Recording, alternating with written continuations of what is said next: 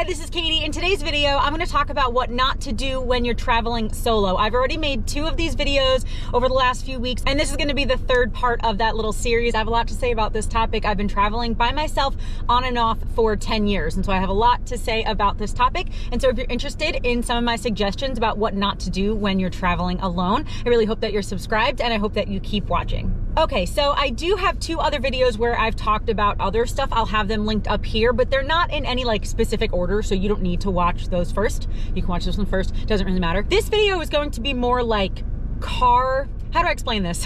More like practical things for the car. And the other 2 videos were some practical stuff in the car mixed with like mindset, safety, stuff like that. In this video, I just have a few things on my phone to talk about. Obviously, these things pertain to traveling solo or traveling with other people, but I just think that they're a little extra important or just things to think about when you're traveling solo. And these are mostly for, road trips. I think the other videos also kind of could pertain to flying or trains or whatever. But this is mostly going to be car related stuff. So let's just get into it. So number 1, what not to do when traveling by yourself in a car. So whether you're on a road trip, living in your car, driving around, whatever, when you're in your car, do not skip oil changes and regular car maintenance. I think it's easier to kind of skip out on an oil change or prolong, like put off an oil change or put off, oh, my light's on in my car, I'll do it tomorrow, I think it's easier to put that kind of stuff off if you're living in one town, if you're living in one city. When you're on the road, don't put those things off, especially if you're driving around like out west or in the country and you kind of don't even know where the next gas station might be or the next car shop might be. You really do not want to get stuck in the middle of nowhere with something that was preventable. And so something like oil changes, just make sure, that with your car. My car is about every 5,000 miles that I get my oil changed. I know for my car, I can go between like 5 and 6, and that's totally fine. I personally go to Jiffy Lube. I've never had a problem with them. I love them. And there are a ton of them all over the country, and so they already have my information, so I just always usually go there or the Toyota dealership if I'm dealing with some other things with my car. But yeah, oil changes, tire rotations, anything like that. Just, I know, again, if you're staying in one spot, it might be a little bit easier to be like, oh, I'll deal with that next week because you might not be driving as much, right? But when you're on the road, you got to deal with it like ASAP, as soon as you can, because you don't want your car to die on the side of the road, especially if it was something preventable, right? Obviously, like, we don't know every single time that something's going to happen, but for the upkeep kind of stuff, just go do it. Just do it.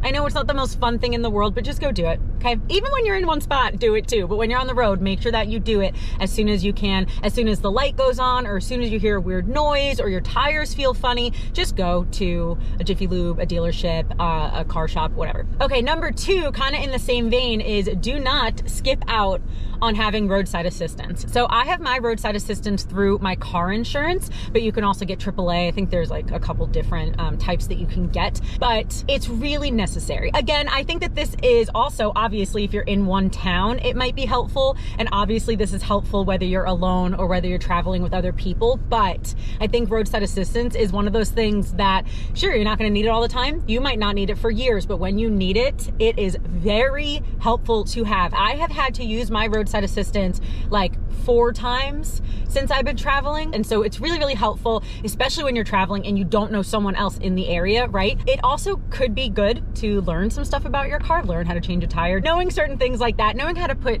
air in your tires or check your tire pressure, knowing how to check your oil, stuff like that. Even the bare minimum is really, really good. But roadside assistance, it's not very expensive, and it can be really, really helpful in an emergency or just when you need it. All right, so next, I'm gonna be getting a little TMI right now. I hope that's okay. I hope that we're like close enough that I can get a little TMI with what I'm about to say. The next thing on my list, if you're traveling alone or with people, right? I wrote, don't forget a pee cup. Okay, so I know that one of the common questions I have gotten over the years in terms of traveling, living in my car, is where I use the restroom. And generally my answer is, truck stops, gas stations, Targets, any like really big store, grocery stores, Marshalls, TJ Maxx, places like that, Walmart. However, there might be a time where you're not near a store or you're not near something that's open. And especially if you're a girl, you might, how do I say this, like, without being too TMI? You just might need a cup to pee in, but a guy too. anyone, really anyone, just having a cup in the car, you know, a big cup in the car. I don't know why I feel so uncomfortable talking about this. I really don't. Usually I don't get like embarrassed or nervous about this kind of stuff, so I have no idea why right now I feel weird. I think I'm just trying to like pick my words carefully for the internet. But basically, sometimes you might not be near somewhere and you might be someone who's fine peeing outside, but I would prefer to have a cup in the car just in case. That, you know, maybe you use at night, maybe you use when your windows are covered with your t-shirts when you're going to sleep, maybe you use at a campground, maybe you use whatever. I just think it's really handy to have a big pee cup. I literally use, so TMI, I literally use a reusable Starbucks cup, like a really big reusable Starbucks cup, like the cold drink one. That was like $3 at Starbucks that I got years ago. I generally use that, but I also have one that you can get from Amazon that like has like a top and it's like, do I know where it is? Hold on, let me show you. Hold on, why is this stuck? Hold on.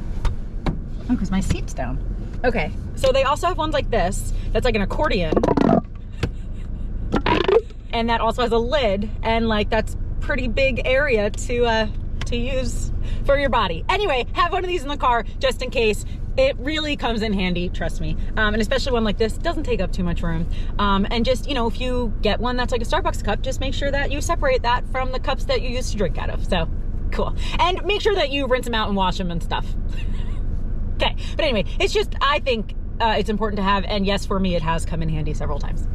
Okay, we're gonna move on. I don't know why I felt so embarrassed talking about that. I usually don't get embarrassed by that stuff, but here we are. All right, next. And I know that some of these might sound like common sense, right? But sometimes we just might not think of things, even if later we realize that it was common sense. Sometimes we just don't think of things because there's an unlimited amount of things to think about. So sometimes you might hear these and be like, yeah, that's common sense, but maybe it's just something you haven't thought about yet. Anyway, the next one is don't leave your valuables out. So obviously this is pretty common sense, right? But when I have been in my car, even right now, I'm not sleeping in my car right now, but almost everything I own is in my car. But I've been asked so often if I'm worried that my car is gonna get broken into. And honestly, I'm not, because literally what's out that you can see is like a pillow and like some figurines to paint. I don't know if you can see this, but there's like a box of like figurines to paint, and like a stuffed animal. And so I don't think that the things that I have out are really gonna like catch the eye of someone who might want to break in my car. They still might, sure, but at least, I mean, knock on wood, my car's never been broken into. And I've always just had my stuff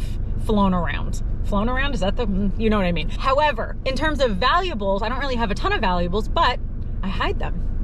Or I take them with me if I'm gonna be out of the car. And so if you're not gonna be in your car, but you still have stuff around, obviously, because if you're living in your car, sure, some people just have a backpack and you can hide that. Some people, when they're living in their car, it doesn't look like they're living in their car, but honestly, a lot of people who are living in their car, it looks like it because of all the stuff that you have. If you want to cover things with a blanket, that could work. If you just want to hide certain things in certain spots, that could work. Take your valuables with you. But again, on top of that, like, you guys know that I am a really big fan of do not be scared, but be prepared, okay? So I don't have a fear that someone's gonna break in, right? I know what would happen. Everything can be replaced. They're just things, you know? But on top of that, like, I'm not gonna be scared of it and think that it might happen every day and freak out all the time. However, on top of that, I am gonna be prepared and just take some precautions. And so again, cover your things, hide your things, take them with you.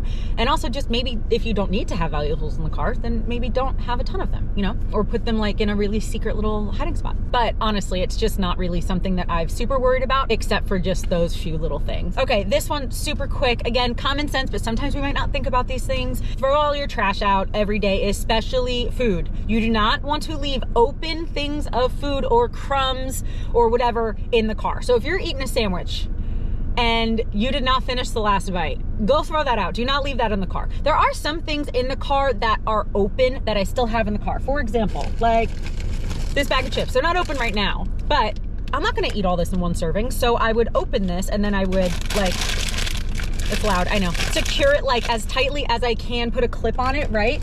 But anything else that you can help it, especially things that like could get greasy, moldy, gross, could spill, or that could attract bugs, just make sure that you throw them out. I know, again, super common sense, right? But sometimes we might be like, oh, I'll do it later. I'll do it later. I think there's a lot of things when you're living in a car. I think one of the main differences is when you're in a house, you can be like, oh, I'll throw the trash out later, because it's not really a big deal, right? If you're in an apartment, you can like, I'll do it tomorrow. Not a big deal. When you're in a car, there are fewer things that would be beneficial to put off. Does that make sense? And so something like throwing your trash out, just go do it now. It only takes a couple seconds, you know? I just know that there's gonna be sometimes that you're like, oh, I'll just do it later, I'll do it later, I'll do it later. But if you can do it now, and if it's gonna be helpful to do now, then just do it now. So something like throwing out your trash. And then also just even in general, throwing out your trash will help kind of save some space in the car. But I'm particularly talking about you don't wanna get bugs or mold or gross things. This story has nothing to do with what I was just talking about, but I just remembered it and wanted to tell you. Doing a little tangent story time. There was one time a few years ago when I was able to eat dairy, right? I used to get those little Tostitos nacho cheese jars, and sometimes I would just like eat that for lunch with like potato chips, really good with potato chips or tortilla chips or whatever. Sometimes I would just eat that as like a little meal. And there was one time that I dropped it and it spilled. Like the whole thing spilled on my, what is it called? The drive thing? The shifty thing? It spilled like in it. It was gross. I was convinced, I cleaned it, but I was convinced I was gonna get bugs, but I never did. So I guess I cleaned it like spot on, but it was disgusting. If I have a picture, I'll post it here because I know I took a picture of it. But yeah, so just, you know, another little point that we might think of is when you're eating, just be careful. Just be careful that you're not gonna spill. If you're like me, and sometimes you spill when you're eating, just, you know, be a little extra careful. You guys know that I have that little desk that connects to my steering wheel. So that is going to decrease the chances of something spilling in the car, because if it spills, it might just spill on the steering wheel. But yeah, just, you know, try not to spill and try to clean up everything. So even that, if you have a spill, clean it up. Again, I know, common sense, but yeah, try not to spill cheese in your car. That's my biggest tip of this, yeah. All right, next one quick. A lot of these, again, are don't put them off, right? So don't put off getting your oil changed. Don't put off throwing your trash out. The next one, really quick, don't put off doing your laundry. Mostly because having a big bag of laundry takes up a lot of space. And so once it just gets really, really big and it's taking up a lot of space, just go do your laundry. I generally do laundry.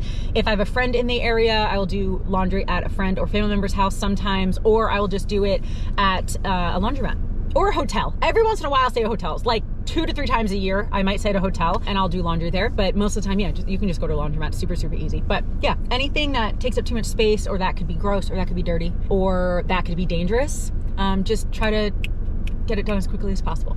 All right, the last thing that I wrote on here, do not forget to check the weather. So basically, how I travel, generally, not always, but if I'm sleeping in my car, which I'm not currently, but if I'm sleeping in my car, I generally am like a little bird. I go north in the summer and I go south in the winter. I don't love extreme weather conditions. I can handle them, sure, but especially when you're sleeping in a car, when it's really, really hot, it's a nightmare. At least for me, I cannot deal with heat very well.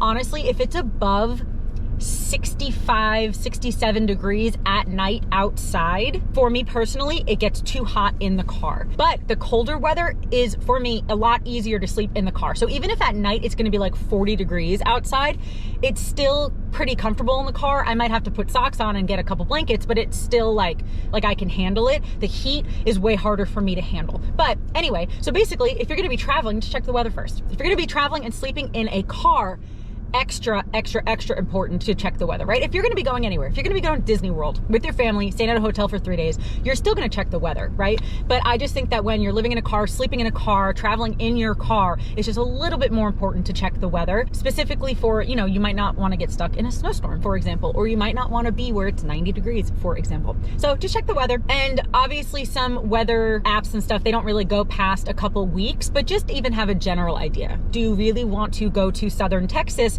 in August if you're going to be sleeping in a car? If you can help it. Obviously, not all of us can help it. Sometimes we're sleeping in a car because we have to and we're not on the road. And then there are some things that you can do to help stay a little cool or stay a little warm. I have some videos about that as well. But I'm just talking about if you're traveling and you have like an open plan of you can go wherever, just check the weather first. I know, again, a lot of common sense in this video, right? But sometimes it's still good to kind of talk these things out. And sometimes, honestly, they might just not be things that we think of immediately. And so I just wanted to talk about those things anyway. But yeah, I guess it's going to be it for this video. Thank you guys so much for watching. Please let me know in the comments anything that you would recommend to someone else, especially if they're traveling alone for the first time, if you would recommend them not to do something. I would love to know in the comments, and I'm sure other people would like to read them as well. So yeah, I really hope that you're subscribed, and I guess that's going to be it. Thanks again, and I hope that you have a wonderful day. I love you, Jesus loves you, and I'll talk to you later. Bye.